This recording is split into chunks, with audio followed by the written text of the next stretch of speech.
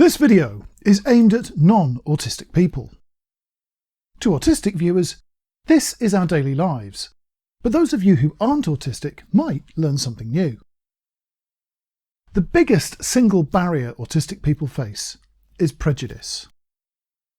Some of it is blatant, some is incredibly subtle, but all of it serves to constantly remind autistic people that we're not wanted by society. Prejudice translates quite simply as prejudgment. To be prejudiced is to hold a deterministic opinion which is resistant or impervious to contradiction. Prejudice is entirely subjective and founded in fear, but that doesn't stop people from standing by their inflexible ideas. Some attempt to pass them off as objective truth by recruiting others to their beliefs or by cherry-picking, even manufacturing evidence to back them up. Xenophobia is the discomfort or fear we feel about the unknown, the different or the alien. It's a fear of foreigners, of people who look different to us, or whose behaviour and communication doesn't make sense to us. Racism, ableism and nationalism are all prejudices that stem from xenophobia. It's the least specific, but also the most common phobia in the world. Not even the most inclusive of us can say that they've never felt uncomfortable or nervous when facing a new situation or someone they don't understand. Xenophobia doesn't need labels either. Even if person A doesn't know that person B is autistic, they still recognise their differences, and that can trigger xenophobia on its own.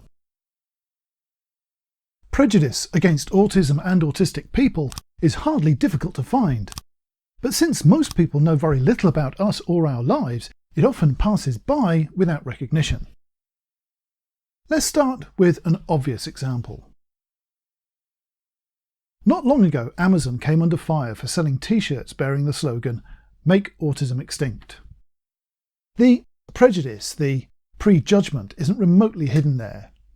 It clearly implies that autism is a bad thing to be eliminated. Being autistic isn't something we can turn on and off. It pervades every aspect of our personalities. It's detectable in our likes and dislikes, our thoughts and feelings, our choices and our communication. If we were to make autism extinct, we'd make people who think, feel and express themselves like us extinct too. People like me. It makes us feel very threatened on a personal level. Then there are the parents quoted in the mainstream media saying they love their child but hate their autism. Whole forums and social media groups are built on these sentiments. Views like that are steeped in prejudice against autistic people, which is reinforced when we get shouted over and ejected from such groups when we try to appeal for reason or compassion.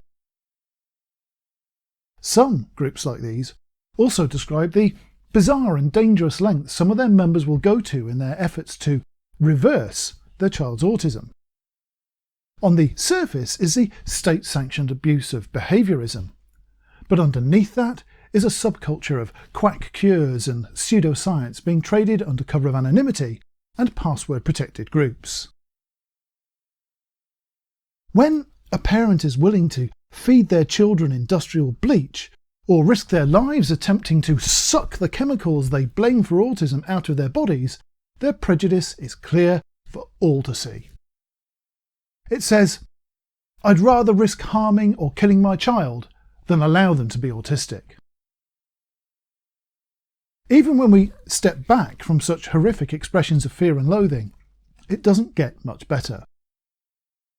There are parents the world over who don't go as far as feeding their kids poison to stop them being autistic, but are willing to expose their kids to painful and even fatal diseases out of fear of autism. Again, the value judgment is in plain sight. Whilst their belief has been disproven over and again, the risk of their child suffering dying from a debilitating disease is preferable to them than having an autistic child.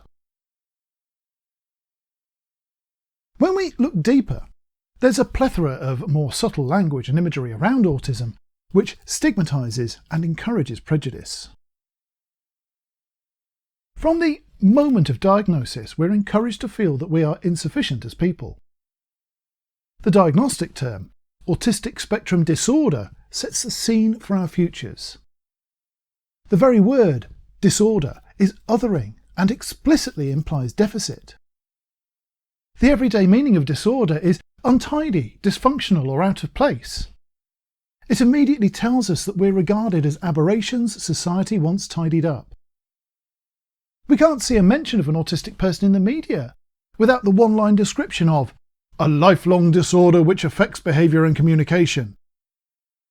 It's a woefully inadequate description and reinforces the language of deficit every time it's used. How about this? Isn't it supportive? Well, the words are kind of okay, but that's not where the problem lies. When the puzzle piece was first used in the marketing of the UK's National Autistic Society in 1963, it was accompanied by an image of a weeping child. It conjured up the desired emotional response, evoking tragedy, along with the implication that something's missing in that child. A lost piece of the puzzling human mind. Ever since, variations on the puzzle piece theme have popped up in the logos of charities and autism-related businesses all over the world, including the most controversial of them all, Autism Speaks. There's been some backpedaling, suggesting that it symbolises the puzzling nature of autism, but that doesn't feel any better. We're neither people with missing pieces, nor puzzles to be solved. We're just people. Even with the best of intentions and the most supportive of language, the puzzle piece can undermine any amount of positivity. A few weeks ago, I spoke at length about person-first language. People who say person with autism believe they're doing us a kindness and don't even recognise the prejudice hidden in their words. Saying that autism doesn't define us, or that it's necessary to point out our humanity before our autism, belies the important role autistic traits play in our personalities. The prejudice, however veiled, is still there behind a veneer of positivity. To call us autistic is not an insult, so why treat it as one? Last on this list, but by no means least, is inspiration porn. It's everywhere. On TV, in glossy mags and on thousands of websites.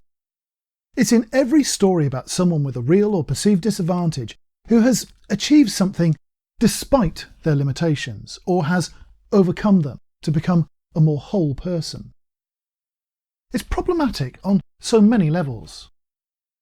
Not only does it feel condescending to many, it makes those who are not strong enough, fortunate enough, or well enough supported to achieve such feats feel even less valid as people.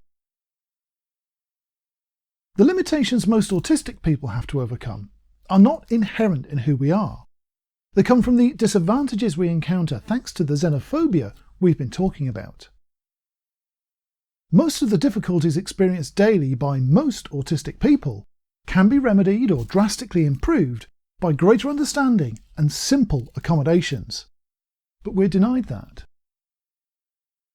In inspiration porn, the story is portrayed as a Herculean triumph over adversity, whereas the true story is that most people can achieve far more when given the right supports and accommodations. That such items make regular news stories is testament to the misunderstanding of disability and neurodivergence and the willful neglect of governments.